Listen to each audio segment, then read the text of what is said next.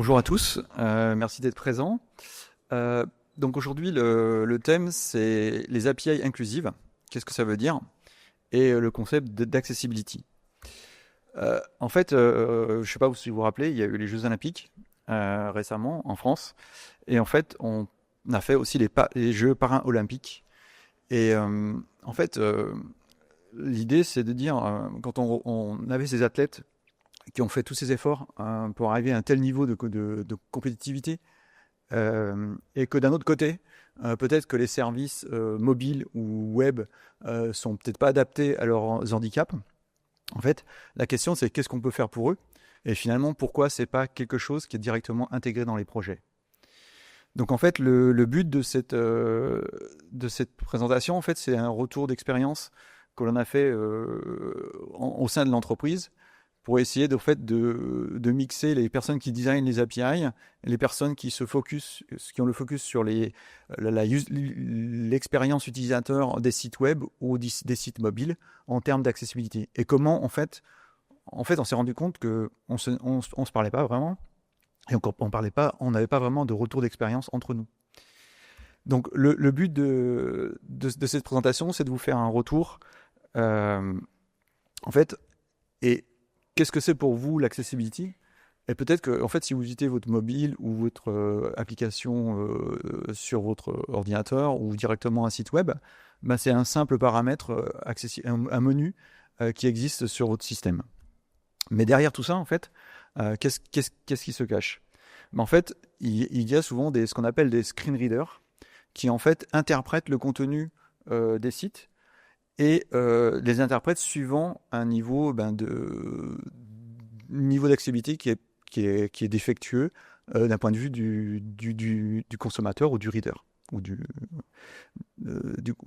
Voilà. Et de différents types, en fait, c'est catégorisé. Hein. On va voir ensemble, il y a des standards pour ça. Et c'est un peu l'idée, c'est de dire, en fait, dans les API, on regarde les standards, on est focus sur OpenAPI, mais en fait, comment on pourrait jouer avec d'autres standards pour essayer d'étendre notre propre standard. C'est aussi un petit peu l'idée. Donc en termes d'accessibility, il y a l'accès cognitif. Et en fait, typiquement, il y a des logiques dans les menus qui pourraient nous paraître évidents, et puis ne le sont pas en fait. Ou peut-être des informations visuelles qui ne le sont pas, ou peut-être finalement un texte ou une image ou sur lequel il manque une description, ou simplement des menus de navigation avec une souris qui semble complètement intégrée. Mais en fait, dès qu'on passe en mode, on va dire, navigation avec les différentes flèches ou le bouton entrée, en fait, ça perturbe l'application. Et en fait, ce que font les screen readers, en fait, ils compensent on va dire, un niveau d'accessibilité défectueux sur un des niveaux, ou plusieurs niveaux. Hein. Alors, bien sûr, si les 4 sont complètement défectueux, ça devient vite compliqué, mais on va dire, c'est se focaliser sur la force d'une personne, sur son niveau d'accessibilité sur lequel elle est optimisée. Donc, le screen reader, en fait, se base là-dessus et focalise, on va dire, le transfert d'accessibilité sur une en particulier. Là, j'ai pris l'exemple, en fait, de connectivité visuelle et navigation sont focalisées sur la partie audio. Du coup, la question, c'est est-ce que durant vos projets OpenAPI, est-ce que vous avez pensé à ce genre de choses? Et au final, comment on pourrait réfléchir pour intégrer des nouveaux standards dans les contrats d'API, peut-être pour faciliter les screen readers à comprendre un peu plus l'information que vous voulez échanger, la donnée que vous voulez échanger. Parce que vous êtes serveur, je me positionne dans le cadre où vous êtes serveur, hein, et en fait une application va consommer vos données. Pour ça, il y a des standards qui existent et qui sont reliés à W3C, donc c'est intéressant, qui sont WCAG, pour Web Content Accessibility Group, donc c'est un working group qui travaille pour définir en fait des règles, et ARIA qui est pour Accessibility Rich Internet Application, qui est là pour, on va dire, aider l'HTML, parce que par exemple il y a des codes sous HTML qui permettent de faire ça, on va le voir ensemble. Et en fait, c'est un espèce de compensateur d'HTML, mais si vous ne faites pas d'HTML, peut-être qu'en fait, directement dans l'OpenAPI, on pourra intégrer l'ARIA. Donc voilà en fait le scope je vous ai introduit le menu en fait quelque part du talk. Donc avant de continuer, je voudrais d'abord me présenter. Je suis Patrick Brosse, je participe, donc je suis membre de la R&D d'Amadeus. Donc une R&D et Amadeus, qu'est-ce que c'est? Donc Amadeus, c'est un provider, on est un espèce de concentrateur de data entre entre ce qu'on appelle des travel providers, donc des compagnies aériennes, des travel sellers et des travel consumers. Donc d'un côté, on a des airlines qui utilisent nos produits soit en utilisant nos produits IT. Donc on a par exemple 200 compagnies aériennes donc qui sont aussi grosses que Lufthansa, Air France, Southwest, Qantas, qui ont en fait tout leur volume et toute leur data dans nos data centers. Et en fait, on opère les données et on opère les produits depuis la vente des billets, enfin du siège sur les sites de search jusqu'au boarding pass et jusqu'à l'équilibrage de l'avion pour le faire voler et optimiser le fuel, la consommation du fuel. Donc ça, sont nos produits IT aériens. On a l'équivalent dans le monde de l'hôtellerie, donc Accor. On travaille avec Accor et Intercontinental, qui sont deux grosses chaînes vraiment énormes en fait pour nous en termes de transactions et de données. Et du coup, au point de vue R&D, qu'est-ce que ça signifie? On a en gros, on a autour de 7000 serveurs. Et en peak time, on arrive à 100 000 transactions par seconde dans les cas les plus extrêmes. Sachant qu'on manipule environ 1,5 milliard de lignes de code au sein de la compagnie. Donc ça, c'est la R&D. On fait aussi donc d'autres providers du style les locations de voitures, les assurances, mais surtout le monde du voyage en ensemble. Et d'un autre côté, on est aussi les meta-search, c'est-à-dire que Kayak sont connectés sur nous. C'est pour ça qu'on se retrouve avec autant de trafic, parce qu'en fait, les meta-search sont de gros consommateurs de données. Le titre, je l'ai appelé Get V0 API Exhibity. V0 pour un espèce de MVP, prototype, avant de passer à la V1. Et en fait, c'est une espèce de suite logique qui permet de comprendre l'extension ARIA, comme je vous l'ai expliqué tout d'abord au départ, et en même temps l'Open API. En fait, comment en fait on peut relier les deux mondes et de façon intelligible. Et, en fait, c'est ce qu'on a fait en interne, donc je voulais vous le partager. Donc c'est parti. L'accessibility, on l'a vu, ça dépend d'un standard. Et en fait, d'abord, on a du content, des données. Alors, ça peut être du texte, des vidéos, des images, de la capture de données. Et en fait, ça, c'est exposé à un utilisateur. Donc, au départ, on a des browsers, des multimédia players. Et en fait, le screen reader essaye, en fait, de façon intelligible d'assister technologiquement le reader à comprendre. Et d'un autre côté, vous, en tant que développeur, on va dire, en fait, qu'est-ce que vous avez entre vos mains pour aider cet utilisateur? Et en fait, on a commencé à en parler. Vous avez des guidelines, donc vous pouvez lire les guidelines. Elles sont écrites par W3C, donc c'est assez touffu. Et elles sont classées par, on va dire, niveau de conformance, ce qui permet en fait d'avoir des métriques. Alors c'est l'inverse du AAA pour les marchés financiers, AAA, AA ou A. Donc l'idée, c'est de les classifier déjà au moins en disant si on est classé A, on a le minimum survival kit, on va dire.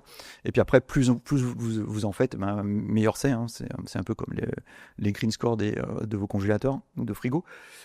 Et donc c'est un conformance metrics. Ce qu'il faut savoir, c'est que la communauté européenne a émis un Accessibility Act, comme quoi en 2025, en fait, tous les sites publics dans le monde du voyage, dans le monde on va dire du commerce, doivent avoir un certain niveau de conformance. Donc, c'est important de le savoir. Du coup, en tant que développeur, qu'est-ce que vous avez? Vous avez d'un côté des spécifications qui vous aident, comme HTML et ARIA, et vous avez des tools qui vous permettent en fait de faire l'évaluation de vos sites web. Mais d'un point de vue API Contract, rien. Ok. So, dans toute cette chaîne, l'idée c'est de dire, en fait, où est-ce qu'on pourrait interagir pour finalement aider le screen reader, parce qu'en fait c'est le screen reader qui essaye de autant qu'il peut de faire son maximum en fait. Et je sais pas si vous avez essayé, ce soir en rentrant, je vous conseille d'essayer. J'aurais dû faire une petite démo, j'avais fait une petite démo dans une présentation. C'est assez déroutant quand ça se met à parler dans tous les sens dès que vous bougez quelque chose. Il faut vraiment être concentré pour suivre. C'est très utile, il n'y a pas de souci, mais il faut comprendre que il faut aider à focaliser la personne sur l'information en fait. C'est surtout ça qui est important. Si vous voulez vous rappeler de quelque chose, c'est comment aider le focus. Donc comment aider le focus dans l'API Contract? Finalement, c'est peut-être de dire à l'intérieur du content ou associé à mon content, je vais mettre des tags ou mettre des informations qui vont permettre au screen reader finalement d'avoir des repères et d'interpréter les choses. Donc en fait, vous avez des informations au niveau du back-end et pourquoi pas mettre en metadata pour le content. Donc c'est ça l'idée en fait. Et en termes de tag ou de naming convention, finalement utiliser les guidelines d'ARIA pour les mettre à l'intérieur de votre API Contract. Donc voilà l'idée. Donc on va voir ensemble différents cas possibles. Mais avant tout, on va commencer par regarder l'accessibility, en fait, comment elle est perçue par un screen reader et où se positionne votre API. Parce que si vous faites des recherches, vous allez vite comprendre que le mot API est utilisé à plusieurs niveaux et on peut être perdu. Donc là, l'idée ici, c'est de se dire de quelle API on parle. En fait, une API, c'est pour échanger une donnée entre un serveur et une application cliente. Là, on est tous d'accord. Qu'elle peut être n'importe quelle forme. Et vous avez votre API Contract qui va vous permettre en fait de capturer ces données et qui vont être consommées par l'application. Donc par défaut, vous avez vos textes ou vos images qui sont, on va dire, prédéfinis pour être consommés par l'application cliente. Et ensuite, le screen reader, lui, en fait, suivant le setup qu'il y a sur le mobile ou sur la config, va s'arranger pour traduire ou optimiser l'accessibilité pour mettre le focus pour aider la personne. Donc ça c'est voilà. Et vous avez vu dans le get object, j'ai mis image, bouton text, text capture. Mais en fait l'idée c'est ce qu'ils appellent des rôles dans ARIA, c'est en fait d'associer une data à des rôles. Il faut savoir qu'il y a d'autres types d'API qui existent. C'est au niveau de l'operating system. C'est-à-dire que l'operating system aide aussi le screen reader à avoir de l'information. Mais c'est de l'information qui est un petit peu biaisée parce que, biaisée. Elle est interprétée, mais elle vient pas du serveur. C'est-à-dire qu'en gros, elle est pas décisionnelle, c'est pas vous qui le décidez. Donc en fait, l'operating system a ses propres API qui aident le screen reader à retrouver des informations du style le rôle de ce champ. En fait, c'est pour capturer une donnée. Le bouton, c'est OK, mais bon, c'est plus un bouton pour confirmer la vente, etc.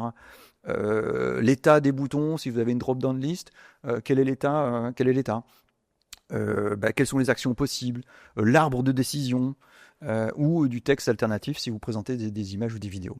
Donc en fait, il faut savoir que là, il y a deux types d'API, vous avez vu, il y a deux get, il y a l'application, donc ça c'est votre API, et l'operating system qui est fait aussi bien qu'ils peuvent, et les résultats sont déjà pas mal.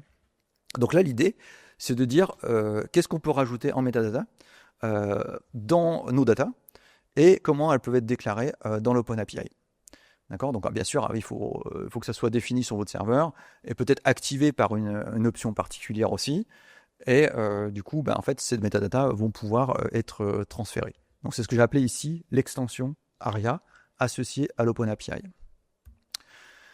Donc on va déjà, pour ceux qui ne connaissent pas trop l'OpenAPI, ARIA, je vais commencer par détailler un petit peu, je pense que maintenant ça va vite venir évident, même moi je n'étais pas du tout un expert, je suis toujours pas, j'ai des experts dans mes équipes qui font ça, qui m'ont expliqué, voilà, en fait, par rapport aux data, on essaie de repérer des boutons ou quel est le rôle de ce champ-là.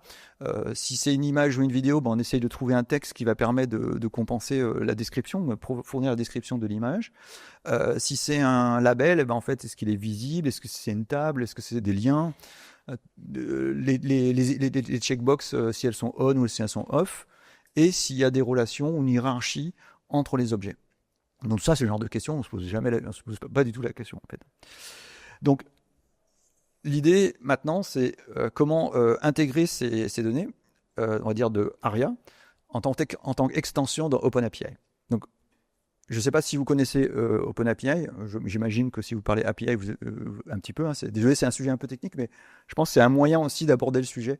Qu'est-ce que c'est qu'OpenAPI? Donc OpenAPI est tiré en fait du web. C'est assez intéressant en fait comment REST JSON a intégré en fait de dire en fait le web marche tout seul depuis des années. Pourquoi pas faire des API qui marchent de la même façon, mais pour les données de votre entreprise? Et en fait, il y a ce qu'on appelle le media type. Je ne sais pas si vous connaissez, je suis sûr que vous avez survolé le truc plusieurs dizaines de fois par jour sans vous être posé la question, peut-être. Alors, tant mieux si vous avez posé la question, vous avez été curieux, vous avez cherché à savoir. Mais en tous les cas, peut-être aussi c'est quelque chose où vous allez vous dire « Ah oui, c'est ça, mais c'est super ». C'est en fait le media type. Si vous regardez les specs OpenAPI, c'est ce qu'on appelle application JSON. Okay, donc en fait, c'est une RFC d'abord qui est définie par Ayana, encore W3C, qui fait par défaut, quand vous ouvrez un éditeur OpenAPI, vous voyez application JSON, application XML. Ça veut dire quoi? Ça veut dire que le format, ça va être JSON ou XML, mais c'est pour une communication inter-application, tout simplement. Mais l'industrie, pareil, si vous ouvrez la documentation de OpenAPI, vous allez voir la première phrase, le premier chapitre, on vous parle de VND GitHub plus JSON. Ok, qu'est-ce que c'est? En fait, il y en a d'autres. Si vous êtes curieux, vous allez voir vnd.api plus JSON. Vous pouvez même inventer le vôtre, celui de votre entreprise.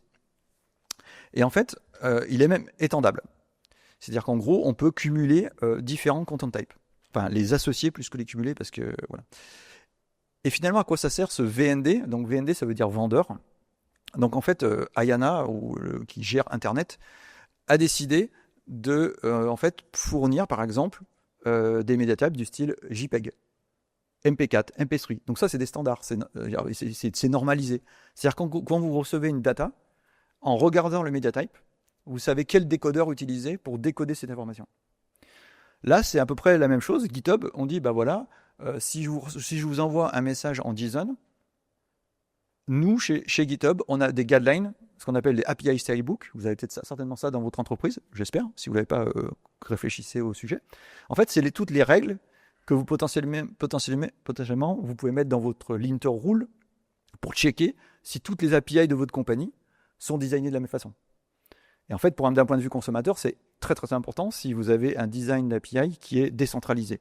Ce qui est le cas chez nous, on n'a pas une seule équipe qui design des API, on fait à peu près 400 API par an, donc en fait, multiplié par 25 ans, vous voyez le nombre d'API qu'on a besoin de gérer, et comment on doit essayer de les rendre homogènes les unes par rapport aux autres. En fait, on définit un stylebook. Chez Microsoft, si vous êtes curieux, vous allez voir les guidelines de Microsoft ou de Google, ils ont publié leur stylebook, comment designer une API. Donc en fait, à travers ce champ MediaType, on peut savoir quelles règles en fait, l'entreprise a utilisé pour designer son API. Et dans GitHub, vous pouvez même voir, en plus, ils ont même V3, c'est-à-dire qu'en plus, ils sont même capables de versionner le stylebook qui peut changer dans le temps. Donc en fait, c'est une donnée qui est assez intéressante et qu'on peut utiliser. Donc là, je propose de l'utiliser entre nous, de dire, voilà, on considère qu'on peut fabriquer une extension, donc ça fait partie aussi de la norme de Ayana, de dire on fait un namespace dédié qui permet de faire une extension dédiée à l'accessibility. Donc c'est ce que vous allez voir plus tard dans la suite du talk. Donc la première chose que vous avez dû définir dans votre stylebook, certainement, c'est les structures d'erreurs. Ça, c'est la première chose qu'on commence à travailler dans une entreprise. Si vous avez 25 équipes qui designent des API, l'idée, c'est de se mettre d'accord sur une structure d'erreur. Si vous ne commencez pas par ça, ça va vite grogner d'un point de vue consommateur. Euh, mais qu'est-ce que c'est qu'une erreur ou même qu'est-ce que c'est qu'un warning? Sémantiquement, qu'est-ce que ça veut dire? Ben, en fait, je pense que d'un point de vue accessibility, c'est aussi important d'expliquer à l'utilisateur c'est quoi la différence entre un warning et une erreur. Et comment aider le screen reader à dire ah mais non, c'est juste un warning ou c'est juste une erreur. Donc typiquement, il est important de définir et de respecter cette règle en disant, ben voilà, nous on a adopté celle-ci, hein, si vous êtes d'accord, très bien, si vous n'êtes pas d'accord, ben, inventez votre règle, en disant qu'un warning, ben, le process il n'est pas bloqué, il y a une action à faire, mais une fois que l'action est faite, le système est débloqué et il peut continuer. Il n'y a pas besoin de faire intervenir un tiers ou quoi que ce soit, vous pouvez vous débrouiller tout seul avec un warning. Typiquement, si vous payez dans votre shopping card, vous mettez une carte de crédit, vous revenez 3 jours après, la carte de crédit, la date a expiré, ben, vous ne pouvez plus acheter parce qu'en fait, quelque part, vous ne pouvez plus payer. La carte de crédit n'est plus valide. Donc, vous pouvez avoir un warning vous disant, ben, si vous changez la carte de crédit, ben, vous allez pouvoir payer. Mais le système n'est pas bloqué. Le système est bloqué, ben, en fait, quand ben, le serveur est complètement bloqué, ben, dans le sens où quand, en rest c'est assez simple, hein, c'est quand la ressource n'est plus accessible, ce genre de choses. Donc, bah en fait, vous allez me dire, bah, c'est déjà codé. Pourquoi ne pas utiliser ce qu'on appelle des spécifiques ARIA Live and Describe by, ce qu'on va faire ensemble, mais basé sur en fait les HTTP status. Donc, qu'est-ce que c'est que les ARIA Live? Bah, en fait, on pourrait les associer au code HTTP. Donc, si vous manipulez HTTP tous les jours ou régulièrement, même votre grand-mère, elle sait ce que c'est qu'un 404, hein, un 404. Parce qu'en fait, elle n'arrive pas à accéder à la page. C'est normalisé, c'est-à-dire en gros la ressource n'est pas disponible. Donc typiquement le 200, tout va bien. Le 300, ben il y a quelque chose qui cloche, mais voilà, bon, ça va encore, ça va pour cette fois, mais le prochain coup tu vas avoir des problèmes. 400, c'est dire bah, le problème il est du point de vue consommateur, et 500 il est du point de vue serveur, tout simplement ça. J'ai rien inventé. Et de dire bah finalement, basé sur le statut d'erreur, peut-être qu'on peut aider les screen readers en disant bah ouais bon laisse tomber c'est qu'un 300 ça va continuer, c'est pas la peine d'embêter l'utilisateur à lui mettre un warning ou même une erreur, on peut laisser couler. Par contre si c'est un warning, ben est-ce qu'il est grave ou pas grave, ça c'est encore autre chose à définir, mais comment l'aider. Donc pour ça il y a ce qu'ils appellent les ARIA Live, c'est de dire sur la page on insère une fenêtre, mais cette fenêtre elle n'est pas intrusive, elle est juste informative et on peut typiquement la supprimer si on veut. Donc là, typiquement, c'est assez facile, enfin, c'est possible. Alors, j'ai pris un exemple du marché, hein, je ne sais pas si vous connaissez le standard JSONAPI.org. C'est une espèce de un standard qui si vous n'avez pas de stylebook, moi je vous le conseille, il est assez flexible, il est assez simple et il permet pas mal de choses. Et à l'intérieur, il y a une structure d'erreur qui existe déjà et qui est celle-ci. Donc typiquement, une structure d'erreur, vous avez besoin peut-être de répéter le HTTP status code, d'avoir un ID sur cette erreur, d'avoir un code d'erreur, d'un titre, d'un détail, d'où vient la source, mettre un pointeur sur la data qui a un problème, si c'est un paramètre, si c'est un HTTP header, ou peut-être mettre des liens sur des documentations pour aider à comprendre l'erreur, okay, ou d'un point de vue coding. Donc typiquement, là on peut imaginer qu'une ARIA Live window vienne se mettre en place sur vos champs, et ça vous l'avez régulièrement, hein, quand vous rentrez votre passeport, on vous dit voilà ces champs sont mandatory, votre date de naissance n'a pas le bon format, votre numéro de téléphone n'a pas le bon format, vous avez ces codes qui apparaissent typiquement, donc qui sont des warnings en fait, mais ils peuvent être utilisés parce qu'en fait vous en avez plusieurs déjà, c'est un tableau d'erreurs de warning, et vous pouvez définir la priorité et après aider le screen reader à dire bah voilà on peut pointer sur ce champ là en disant bah voilà ce warning concerne votre date de naissance, le format de date n'est pas respecté et vous aider à comprendre. Donc ça en fait le standard ARIA permet en fait aussi d'aider à comprendre les niveaux de criticité, si c'est important ou pas pour l'utilisateur final, et comment il peut, entre guillemets, surmonter la difficulté d'un message d'erreur ou d'un warning qui remonte au sein d'une application web. Quelque chose, donc ça c'est en discutant avec les personnes responsables des UX, hein, des choses qui nous en tant que, je me dis nous parce que je vous considère aussi API designer hein, dans votre société, je me considère comme tel, sont les tableaux. Alors les tableaux, vous avez vite comprendre, c'est un cauchemar. C'est un cauchemar, pourquoi? Parce que pour vous, c'est simple, vous avez des lignes et des colonnes, mais quand vous regardez de plus près, là j'ai pris un exemple, Sales Monthly Report, pour vos chaussures ou vos légumes. Et en fait, quand vous êtes dans votre tableau, en fait, c'est assez simple, hein, c'est comme un fichier Excel. Vous naviguez entre les lignes et les colonnes. Et, euh, et, et après, déjà, si le site web il sort un peu de la zone de confort où il y a les lignes et les colonnes, la personne peut être perdue. Donc, déjà, est-ce qu'on a bien décrit les lignes et les colonnes correctement? Parce que si je vous mets Jeanne, Feb, Marche, enfin Mar, ok, vous avez interprété dans votre connexion que c'était des labels qui représentaient les mois. Mais c'est écrit nulle part. Okay. Pareil, la donnée qui va être à l'intérieur, donc là c'est ce que voilà, on a mis des labels raccourcis pour aider à comprendre, mais il faut savoir que le screen reader, lui, il a que ça dans les mains. Il va aller essayer d'interpréter la donnée qui est affichée à l'écran. Donc il faut bien comprendre que le screen reader va dire CEP, va dire OK. Ok. Donc, la question, et encore, ça c'est au niveau des lignes et colonnes, mais alors au niveau de la data, si vous avez un chiffre qui s'appelle 14, il y aura 14. Ok. Bon, très bien.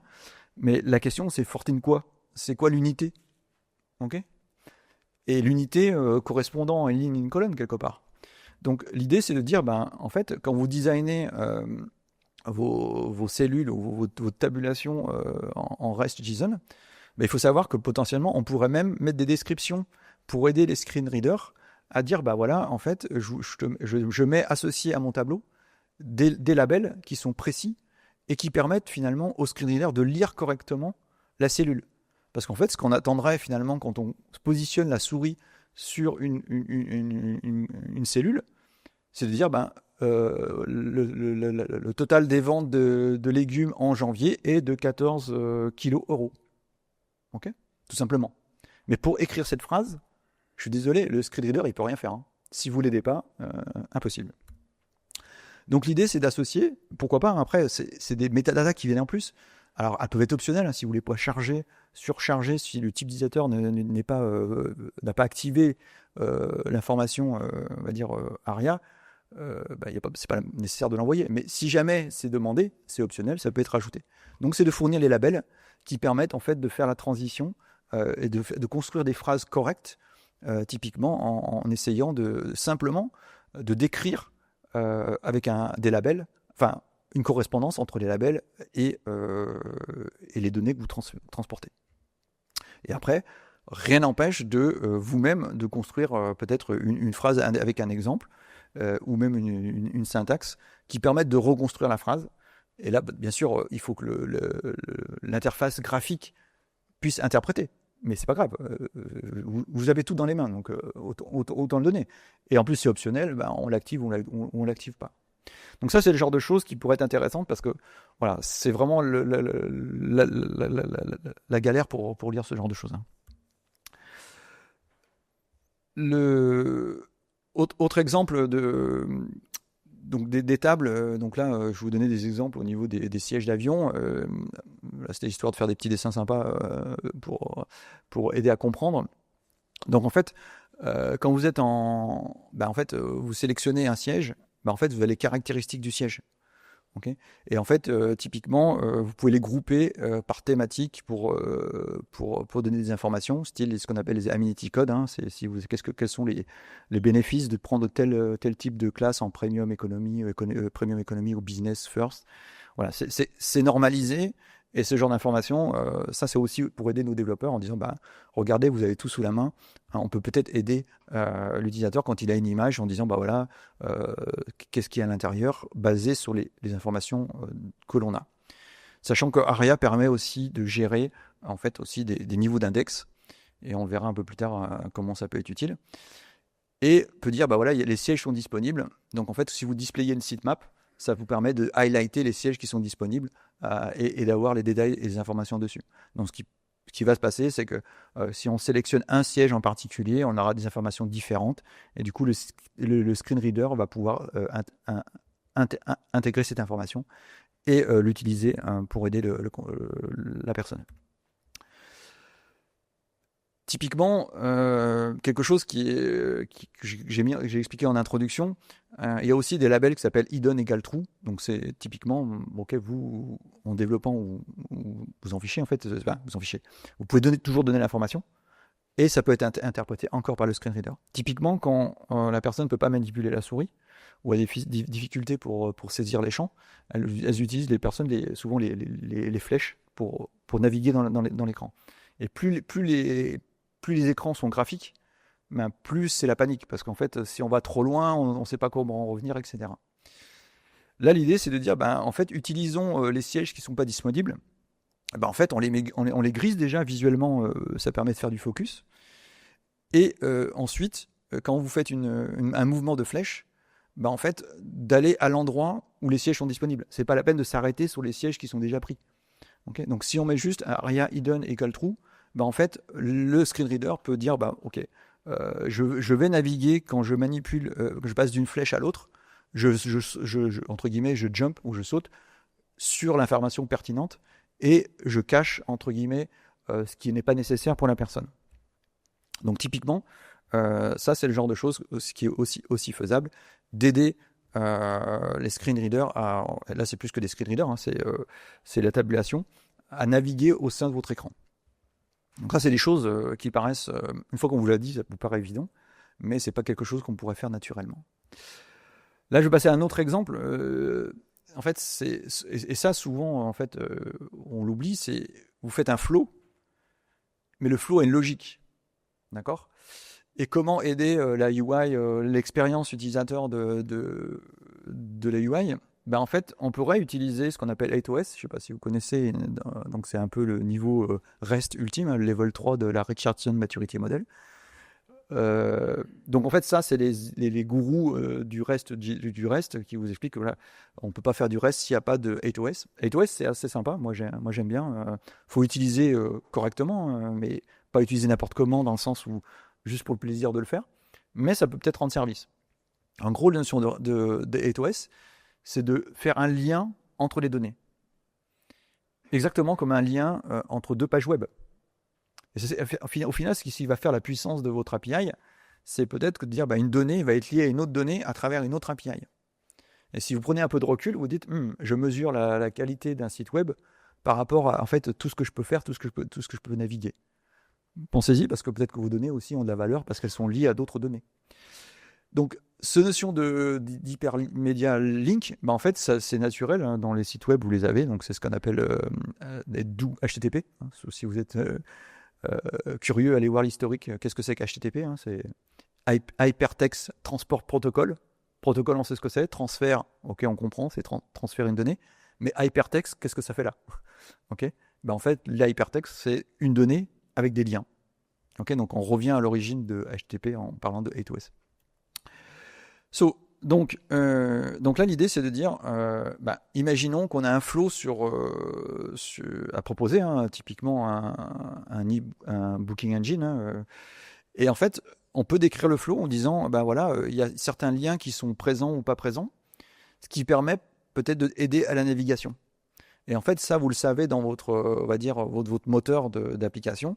Quand vous faites une première API pour récupérer la liste des produits, en fait, la liste des produits, la shopping cart, elle n'a pas encore été créée. Donc, en fait, on peut très bien savoir que non seulement je peux avoir la liste des produits, mais peut-être que vous avez des boutons d'aide qui sont autour des produits pour avoir plus d'informations, pour connaître les catégories des produits, etc.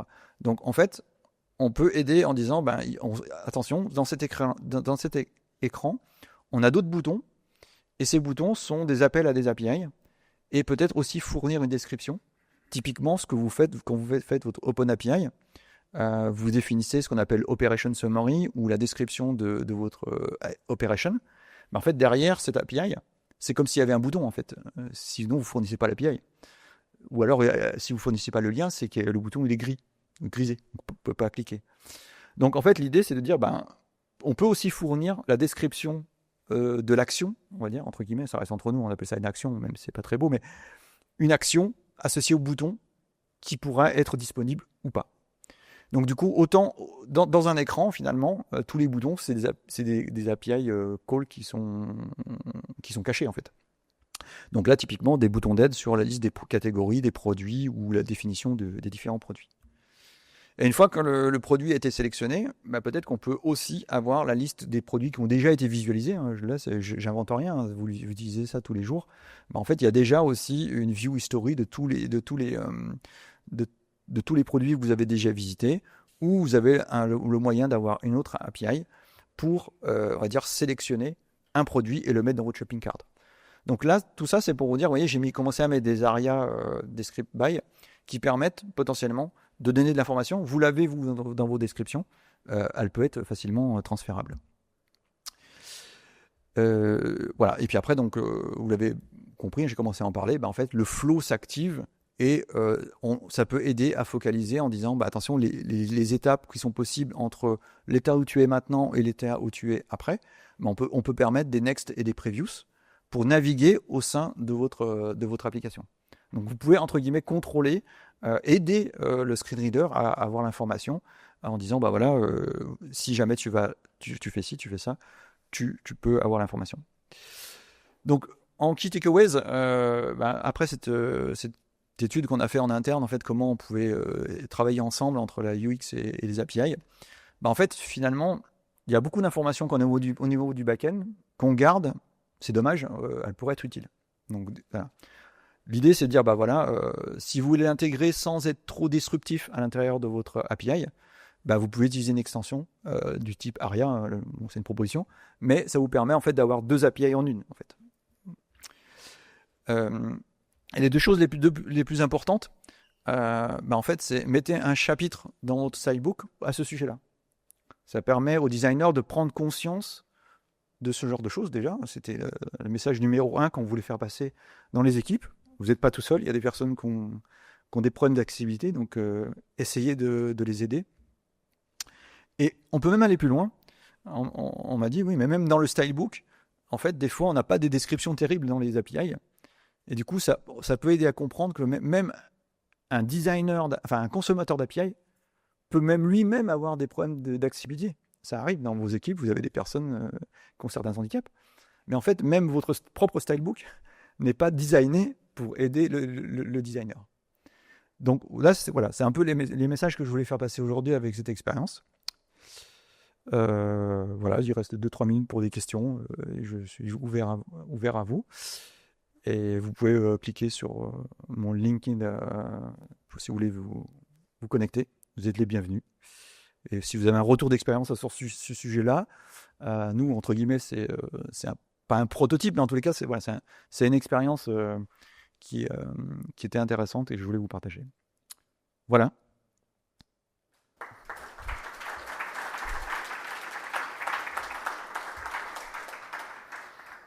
Avez-vous des questions?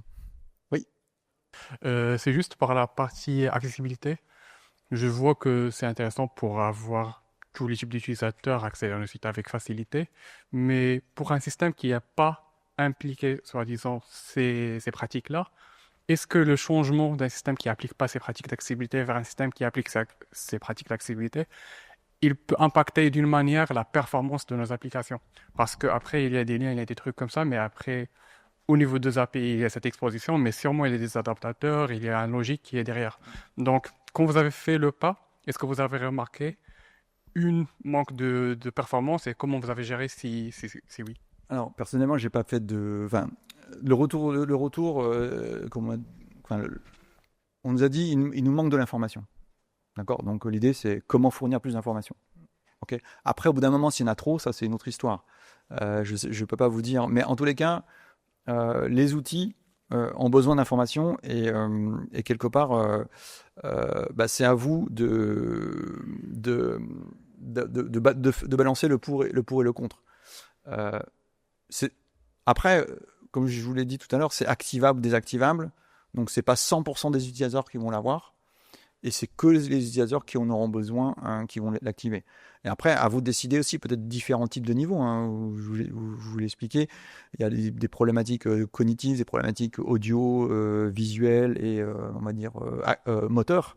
Donc ça peut être aussi des catégories qui sont utilisables. En tous les cas, les screen readers sont designés pour supporter le concept derrière. Donc en fait, s'ils peuvent utiliser l'information, ils vont l'utiliser. Alors je peux pas vous répondre précisément, voilà, c'est tant de CPU, c'est tant de microsecondes, etc.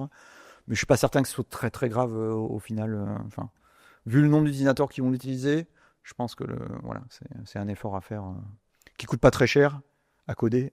Voilà, vous avez l'information, autant l'utiliser.